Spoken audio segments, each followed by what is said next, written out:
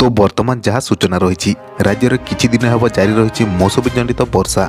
आसंता 7 तारिख दिन पुरी में प्रबल वर्षा हेब। 7 तारिख में पुरी जिला समेत 14 जिले में प्रबल वर्षा नहीं भारतीय पाणीपाग विभाग पूर्वानुमान करिछि। सेही सबु जिलागुड़िक है संबलपुर, देवगढ़, झारसुगुड़ा और बरगढ़। एही सबु जिलागुड़िक 80 मिलीमीटर रु अधिक वर्षा हेबार संभावना रही। आसंता काली अर्थात 6 तारिख में मयूरभंज, केन्दुझर, रायगड़ा, कोरापुट में प्रबल वर्षा हेब। सेहीपरि 6 तारिख में पुरी जिला समेत खोर्धा, कटक, जाजपुर, नयागढ़, कंधमाल, गंजाम, गजपति, कलाहांडी, नवरंगपुर, मालकानगिरी, रायगड़ा, मयूरभंज और केन्दुझर जिले में प्रबल वर्षा होबार संभावना रही। सेहीपरि 8 तारिख में सुंदरगढ़, केन्दुझर, मयूरभंज, गंजाम, गजपति, रायगड़ा, कलाहांडी, नवरंगपुर, कोरापुट और मालकानगिरी में प्रबल वर्षा हेब बोली पाणीपाग विभाग पक्षरु पूर्वानुमान कराଯାଇଛି। पश्चिम झड़ उपरे थिबा घूर्णिबलय प्रभाव में वर्षा हेब बोली विभाग आकलन करिछि। सेहीपरि 11 रु 18 तारिख मध्य उपकूल और उत्तर ओडिशा रे प्रबल वर्षा हेबार संभावना रही। एबे राज्य में साधारणतः पाग मेघुआ रही। 7 तारिख अपराह्न पुरी, खोर्धा, नयागढ़ समेत विभिन्न स्थान में वर्षा होइपारे। उत्तर पश्चिम बंगोपसागर दक्षिण ओडिशा निकट में घूर्णिबलय सृष्टि हेब,